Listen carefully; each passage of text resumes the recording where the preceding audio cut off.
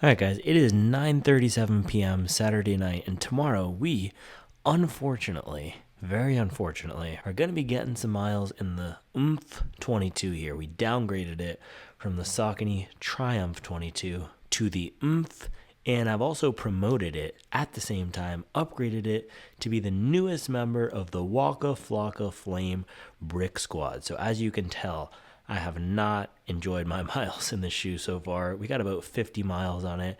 I did an 8-mile first run, a 22-mile double day, and a 20-mile double day, and it's felt a little bit heavy, awkward, clunky, firm. The high drop gives me a lot of ground feel, a lot more than I would have expected from a shoe with this much cushion. But there have been some glimmers of hope and promise in here, even though it has been on the firmer side. I've gotten some nice bounce at some paces. My legs aren't getting chewed up or destroyed. It's not a super uncomfortable ride. It's just very disappointing for $160, especially given all of the other competitive options we have on the market here. So tomorrow, we're going to put this to the test, 22 miles in the Oomph 22 here, and see if we get any more response out of it on the long run. So it's getting late. I already had my pancakes. I will see you guys bright and early in the morning. Let's do it. Alright guys, morning. It is 6:58 a.m.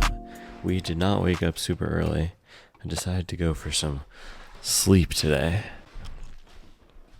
Let's take a look. And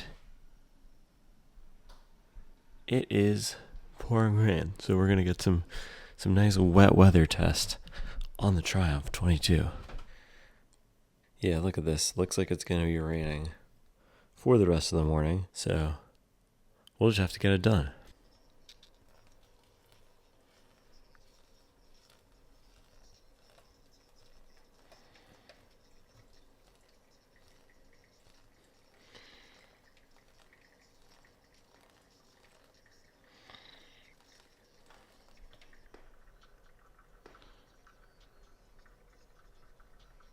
So the coffee's finishing over there. Let me just give you a quick breakdown of what I have not loved about the Triumph 22 here. So the upper on this guy is really padded, which is a strength but also a weakness because it is a comfortable fit up here. But in hotter weather, so anything above 70 degrees, my foot was heating up a ton in this, and the extra padding just adds weight and bulk in a way that a shoe like, let's see, the 1080 V13 there does not. So that's one of the things. The other is the foam in here, the PWRRUN PB, which is a great foam, and a shoe like the Saucony Endorphin Pro 4 right there. It's soft, it's bouncy, it's fast. And here, Saucony had to tune it differently so that it was stable enough without the plate, and they made it a little bit too firm for my liking so far. So I'm hoping that over this long run, maybe we get some more benefit from this firmer foam, because it's not the worst foam in the world. And I didn't have an issue with the foam itself, but something about the way the platform is set up with the 10mm drop, the wide width, it just makes it a little bit harder to run in than I would have expected. So those things that I'm going to be looking for today is, how does a shoe feel with some more time on feet? How is the wet weather grip? And then how is the comfort of the upper over this long run? And it's felt a little bit, it's not necessarily heavy, but definitely a little bit clunkier, awkwarder, not as easy to run in as some other shoes, and not as easy to run in as the previous version of the shoe. So how does this guy feel? How's the weight of it from miles 14 on? Because I've taken this up to 14 miles 2 times. So I got high hopes for you, Triumph 22. But with that, guys, let's go eat some breakfast.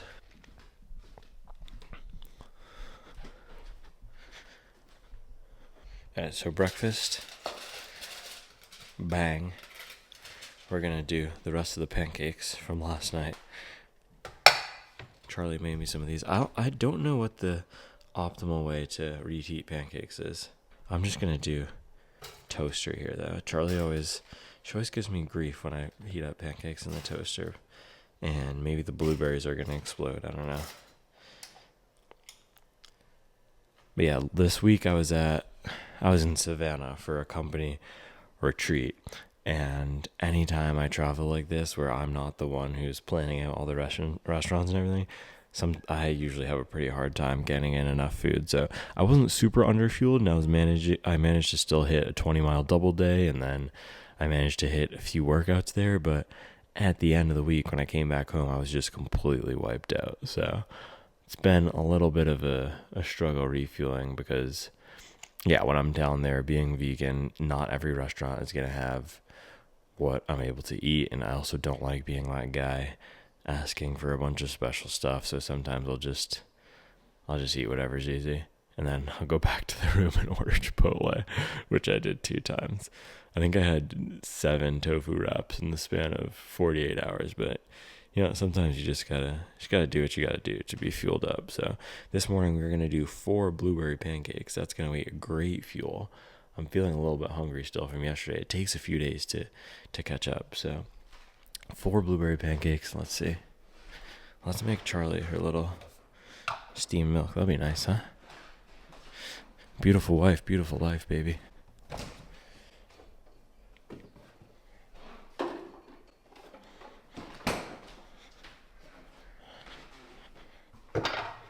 Alright, here we go.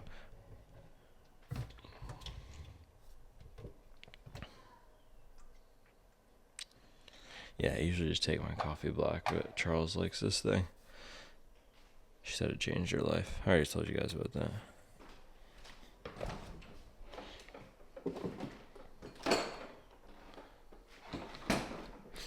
And yeah, I usually like getting up at around 4:30, 5 for these long runs. I set my alarm for 5 a.m. today, and it went off, and no. I knew it. I said, nah, fam. And then it went off again at 6, and Charlie said, is that thing gonna go off again? And I said, no, ma'am, it is not gonna go off again. No, ma'am, I apologize. Speaking of things going off, I feel like that was probably not enough time for pancakes to be toasted, but... So yeah, I slept in until 7. Sometimes sleep is more important than waking up and doing the morning routine exactly how you do it every time. And I like to make sure I'm doing the same things before I run every time. For example, making sure I eat breakfast, have coffee, drink whatever amount of water I need to drink. Those are the things that are important to me, not necessarily waking up at, oh man, I overfilled it. Yeah, not waking up at 4:33 a.m. every day and doing the same exact set of actions, going through the motions. That's not what's important to me.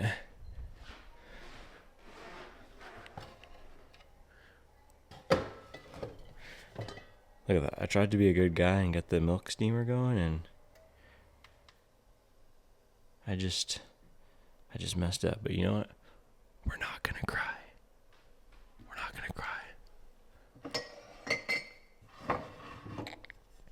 And that means we got a little extra steamed milk for the kids. Reeves, he loves that. The thing is, though, it is really nice to get the earlier start on the long run, because then I can finish by 9:30, have the rest of the day. Today I'm going to start probably 8:30, and then that means with running for 2 hours 45, I'm also probably not going to be going as fast today. Probably won't finish till 11 or 12, which is a little bit of an L, as they say, but you know what? Sleep. For what we do, sleep is important. Sleep is the foundation of everything. You can't run if you're sleep deprived. You can, it's just not enjoyable. You can't get peak performance. So we got a little bit extra sleep. Let me check. Look at that. That's nice. My watch says I got 8 hours and 12 minutes. That is beautiful. Yeah, if I'd woken up at 5 like I planned, that would have been about 6 hours and 30 minutes. So I could have survived, but look at this. You have to look at the totality of the week. I'm averaging 6 hours 29 right now, which is not great. That's pretty much the minimum that I can function on and not be a complete mess. And I'm kind of a complete mess.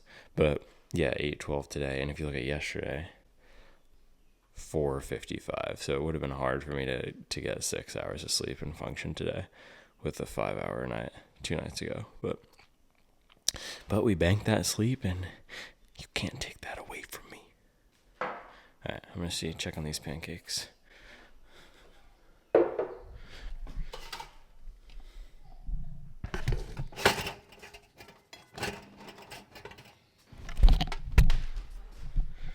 It's not that bad. It's not that bad.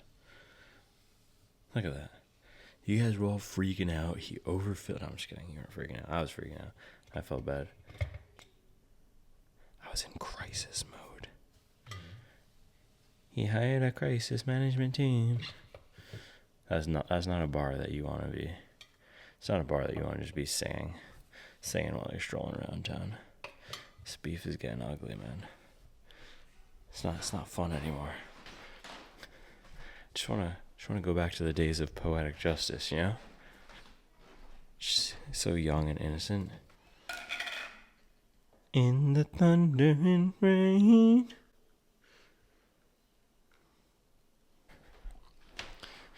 Alright guys, look at that breakfast. Queued up, ready to go. I think we might have over toasted this one, but the rest of them look good. The rest of them look fire. Right? Bang. Alright, I'm gonna eat this. I can hear kids coming, so I will see you in a bit when we're ready to hit this run. I'm gonna break down the plan for the run and everything.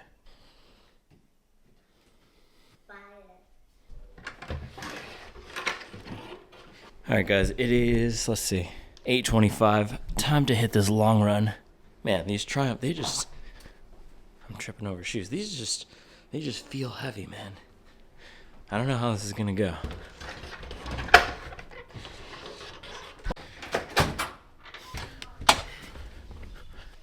Yeah, the shoes feel heavy, and it's pouring, so we got a double dose of heaviness today. Let's see. Bang, bang. So plan for today is 22 miles. I'm just trying to get it done. No pace today. Or there's a pace. Every time you run, there's a pace. But no prescribed pace today. I'm not trying to fast finish. If that happens, that's great, but I don't think so. I'm just trying to keep a nice, steady, smooth, honestly relaxed pace to this. So it should take me between 2:30 and 2:45, which is a nice amount of time to be on feet to test a new shoe for a long run. And I have to say, lacing these up, the upper itself is comfortable. And actually, you know what, guys? Let's do something real quick. I want to quickly throw one of these on the scale to see how much water weight we pick up throughout the run. Hold on.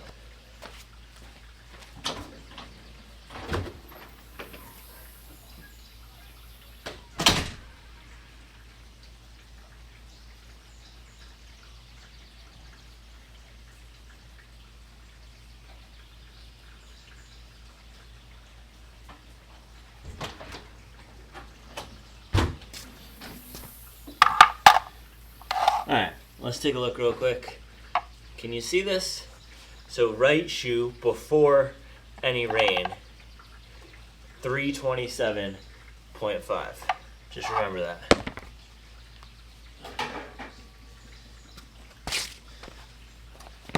Yeah, the upper is decently comfortable, padded.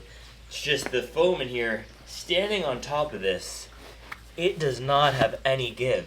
And some people ask me, or told me, that it feels softer than the 20 or 21. I did the durometer on this, and this guy here, it came in as firmer than the 20 that I have. Now, I do have 300 miles on my Triumph 20, but still, came in a little bit firmer than that, and it just feels and looks, you can see it's not, look at the foam under my forefoot. And listen to that. Does that sound like a soft shoe? It's not compressing at all. And I'm 160 pounds for context, but I have had some people say they're closer to 200 pounds and they really like the shoe. Same thing as the Puma Fast Star Nitro 2. One of the friends on the channel here said he was 200 pounds and liked that shoe. So it might be that you need to be closer to 200 pounds to get more enjoyment out of this shoe for everyday runs. Now, the thing is, sometimes with these long runs, and not even sometimes, most of the time, with these long runs, we do get something new. We learn something new is exposed or taught to us from these shoes. So I'm hoping we'll get a different foam feeling out of this guy here on the long run, even though we're probably going to pick up, my guess is between 10 and 20 grams of water weight on these guys. We'll see, maybe more. But yeah, I'm interested to see how does this foam change, and hopefully I'll have an enjoyable experience. I do like the stability, so good things. Stability, rubber coverage means that it's going to be pretty durable. We'll see how it performs in the wet here. And then let's see if I can find a third thing. Yeah, the padding of the upper is good for comfort, not great for cold weather or for warm weather. But today it's not too hot. It's probably about 70 and raining here. So with that, guys, let's get to it. We are going to be soaked today. But you know what? That's the price you pay for swag.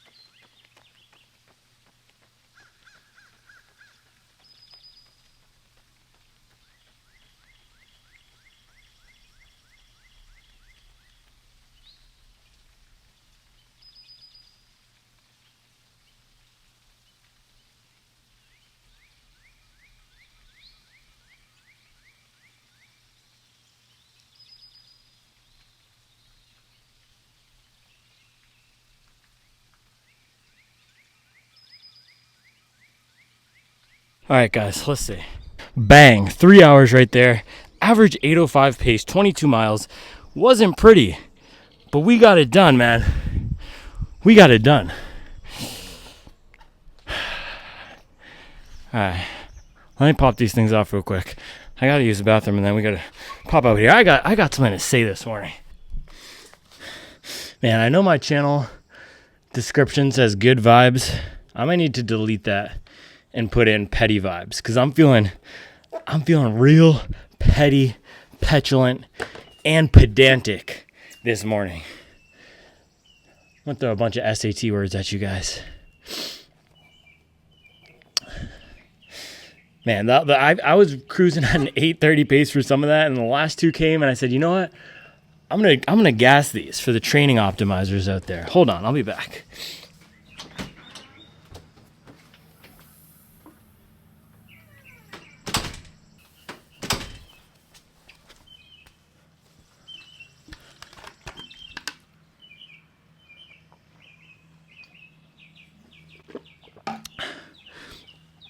And the one word that kept coming to mind this morning was optimal. So look at this. 22 miles. Can you see that? 3 hours, 8:05 pace. That is not optimal training. That is suboptimal training. But sometimes it's not about optimizing. And this is something that's been on my mind recently. Optimizing is all about putting in the least amount of effort to get a specific result. But when I'm thinking about building my process and my system, I'm trying to create a stronger person. I'm trying to mold my mind to be able to handle more adversity. I'm trying to push myself to my limits and challenge myself to get better. And so optimizing or taking that load down to do things the easy way, that's not what I'm looking to do. And there is an easy way to train and a hard way to train. But I don't think there's a right way to train and a wrong way to train. It all depends on your goals. And for me, my goal is not I want to run X in the marathon. I've said this, guys. I've said this. When I started running in 2022, or in 2020, I was running to whip my behind into shape so that I could set myself up to be around for a long time for my daughter. And now I have 3 kids, but at the time for my daughter, it wasn't until 2022 that I even thought about doing a marathon. It wasn't until I saw other people on YouTube talking about sub 3 that I even thought about doing a sub 3 marathon. That was never my goal. I was influenced by other people. And now that I've done the sub 3, I know a lot of other people have that as a goal. So I'm looking to share the game that I've learned with you guys, which is why I put the video out yesterday. But for me, man, my goal is to consistently push myself to get better at the grind, to handle a bigger load, and to get mentally tougher. And today was a mental toughness day, man. Last week we were out here and I told you guys 35% of running is mental. Today I was living in that 35 for the entirety of that run. I was clipping off 8:20s and 8:30s, and I was just not there was no fight in the dog until the last 2 miles when I said, you know what? If I don't drop the pace here, there's going to be some dude out there who says, your legs are tired from the 26-mile long run last week. You're training suboptimally. I can't even say it because I detest the word so much. But sometimes we have to let the petty things motivate us, man. And if it's the petty things that get you out of bed to become a better person, to become a stronger person, to handle a higher workload, then let it be. But that's not what got me out of bed this morning. What got me out of bed this morning was hitting my 100-mile weeks. And I knew I had a job to do running in the Triumph here because no one else is going to do a 3-hour long run in the Triumph. And man, I'm just talking my talk. Sometimes you got to talk your talk. So the Oomph 22, this was the perfect shoe for this morning because I was in a horrible place and I didn't deserve a marathon racing shoe this morning. I did not deserve a marathon racing shoe. This was the shoe that I deserved. And I was a little bit harsh calling it Brick Squad, Flocka, all that. Might as well throw Gucci Mane, Icy like 1017. Well, I guess it's not icy, but you're going to need to wear the shoe when it's icy like 1017 to keep your foot warm out there in Alaska. I was a little bit harsh. And I know some of you guys out there love your acronyms. So this is the JAS. This is the Jazz. It's just a shoe. I was a little bit harsh downgrading it to the Oomph. I think we're going to keep the Oomph, but I was harsh saying it's a brick. I don't know about all that. It's just a shoe. It's just a shoe. PWRRUN PB, just a foam. Saucony, they're proving to us this year, they're just a shoe brand. Saucony, just a shoe brand. Oomph 22, just a shoe. And me, I'm just a guy. I'm just a hobby jogger. And that was just a 22-mile long run. It was just 3 hours. All right, I'm going to pop my hat on, and let's go down there and do this breakdown for whoever wants to stick around. Because I know this channel's not for everyone. This channel's for everyone. This channel's for the people who appreciate doing things the hard way, man. I can talk my talk. Man, it wasn't the easy way. It was not the easy way when Charlie got pregnant 3 months after we graduated college. That was not the easy way. It was not the easy way getting an MBA working full-time. Man, talking about the easy way, optimal.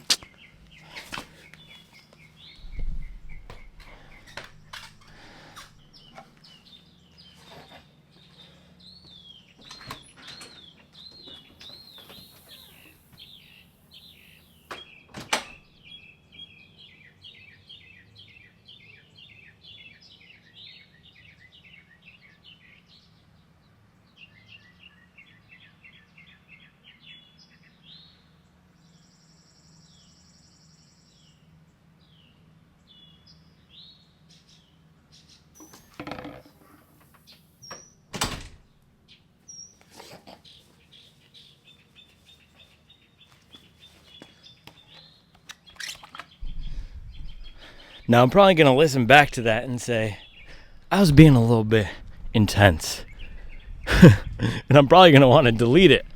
But I'm not going to delete it. I'm going to keep it in because sometimes to do the things that we do, we got to get into a certain mindset. It's not always positive and good vibes all the time, but I think we're going to come out stronger. Birds are still out, though, and we got some blue skies peeking out. Look at that, guys. Oh my gosh, it is turning into a beautiful day out here in the burbs. I love it. Let's get this breakdown in.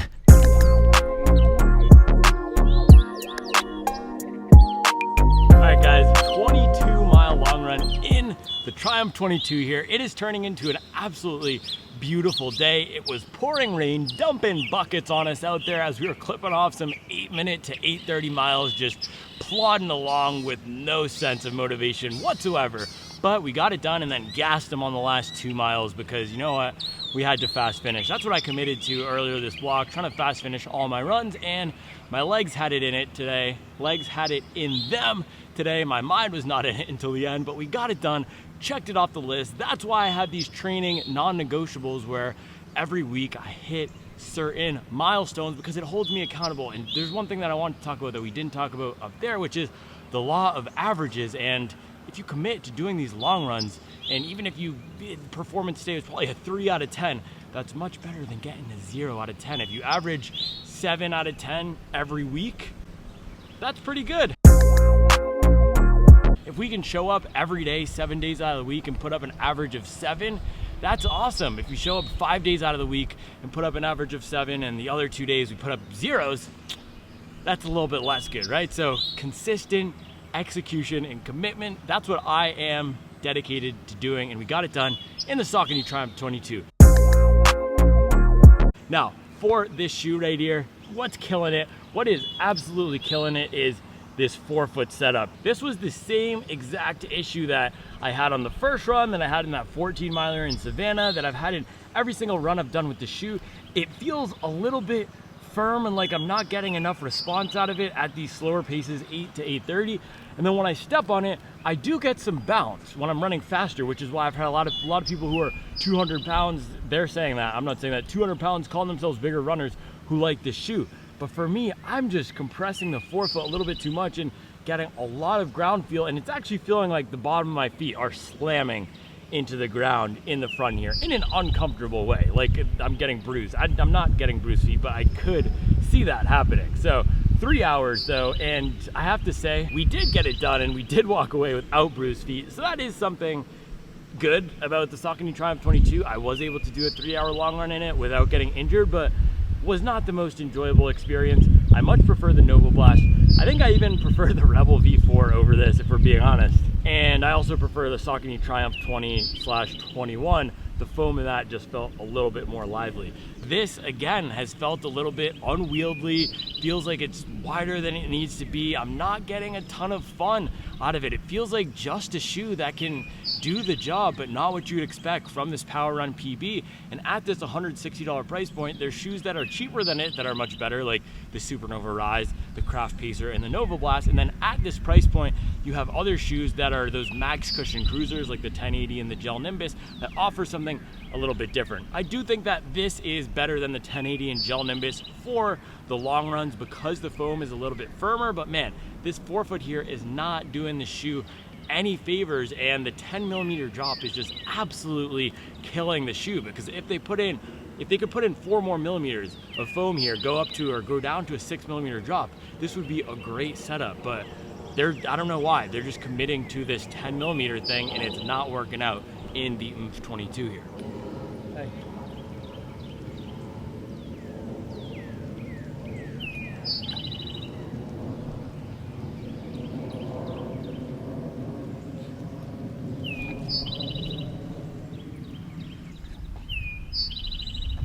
Now, lots of annoying, bad things about the Oomph 22 here, but good things. I do have to say, upper, very comfortable, and at the temperatures that it was today, it's warming up right now. Let's see. Yeah, it's 73 right now, but it wasn't over 75. I think 75 is really the tipping point for the shoe, where above 75, you get that hot box sensation, no Wiz Khalifa. Below 75, it's not too bad. So I didn't have any issues with the foot warming up in here. Also, no issues with rubbing. They have widened out the toe box, and it is decently stable back here. It's just every time I say good things about the shoe, I'm just getting annoyed that I'm hyping it up, because it is so unremarkable and so unexceptional. But I think a lot of people, if you are looking for a daily trainer that can just do the job, nothing fancy. If you're a bigger runner, this might be what you're looking for, because a lot of the bigger runners have told me they like the width, they like the firmer foam, they're getting some good bounce out of it. But I think for most people, this is not gonna be it. At $160, man, I prefer the Vomero.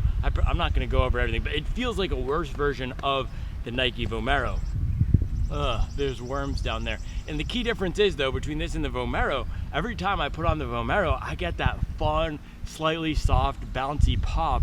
With this, it feels like I need to work to get something out of the shoe, which was not the case with the Triumph 20. And the way that they've tuned this foam to be a little bit firmer, that's really the key difference between the last generation and this generation. I think I could forgive the little bit of forefoot feeling.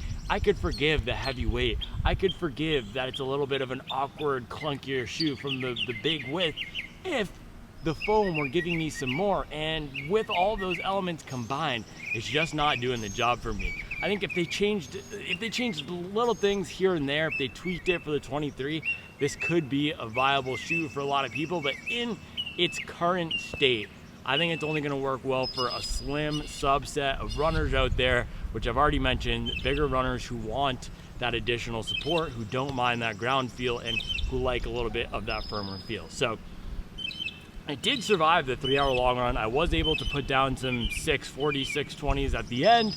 I was able to get through 3 hours without blowing up, but is not the shoe that I would pick again. For a long run, it was no fun at all. And I've told you guys, the reason I run is for fun and to not be miserable. And because of that, I almost picked a different shoe for the long run this morning. I was like, should I go for the Endorphin Pro 4? Should I pick the Gara? Should I go for maybe the Atreyu? But I knew if I did not do the long run this week, the shoe would be languishing, that's another SAT word, at 50 miles, just sitting there and rotting at 50 miles for a long time. But now we're at 72 miles. We can get it up to the 100-mile review and test the durability. I mean, no spoilers, but I think you already know what I'm going to say in that 100-mile review. But hey, maybe the next 28 miles will blow me away. It did take the Adidas Boston 12. The mic was backwards that entire time, but it did take the Adidas Boston 12 about 50 miles to really hit for me. So hey, maybe this thing can break in, soften up. It is about 60 grams heavier than the Boston 12, but you never know, it could change. So stay tuned for that 100-mile review. Before that, and the last thing I need to mention, outsole coverage here. So we do get a lot of outsole coverage. Not the best, not the worst. That's what I say about most of these shoes, except for the Nova Blast. That was the absolute worst. And then Puma and Adidas are the absolute best. This was somewhere in the middle. I wasn't slipping and sliding too much. It also wasn't the grippiest, but I think it'll get the job done. And I've actually had pretty solid luck with the Saucony rubber, the XT900 this year. So nice job on the outsole here. And I do think, you can see we have 70 miles now, and it's in pretty good shape. So I do think this is gonna be a really durable shoe, especially with how firm this midsole is. I anticipate this is gonna be another 400-mile club shoe for anybody out there who wants to take it. And this foam actually reminds me a little bit of a worse version of the Adidas Ultra Boost foam, which was very durable, which was a beaded TPU like the previous PWRRUN Plus. But we shall see. That is another good thing about this shoe. It's gonna go forever and ever. So that is all I have for you today, guys. We executed, even though it was a little bit tough. If you take one thing away from this video, man, you gotta find whatever is gonna motivate you to execute and to go after your goals, and you gotta find whatever your goals are, not society's goals, not whatever the running club's goals are, man. So I'm gonna go in there, get some recovery in so we can get back to it tomorrow. As always, I will see you then tomorrow. I'm not sure what video yet we're gonna do, but I'll see you then. Thanks for watching. One more thing, listen to that, man.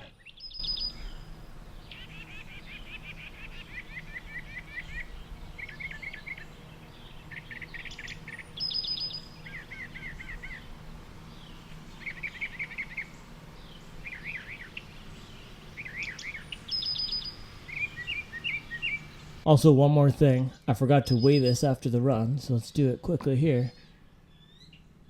Yeah. 350. So I told you, between 10 and 20. And that's what we got. About a 20-gram difference picked up all that water. That is a heavy shoe at the end of the run here.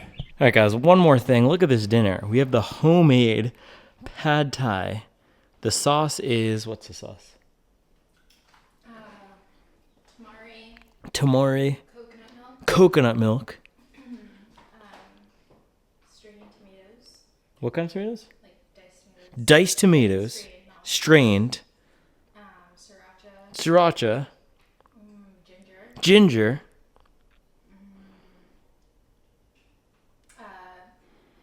Rice vinegar. Rice vinegar. I think that's it, she says. With tofu and broccoli. And she even crushed and toasted. No, she didn't toast, but she crushed the peanuts or cashews to put perfectly on top. Cashews. Also, let me get some cilantro. Look at that. Bang.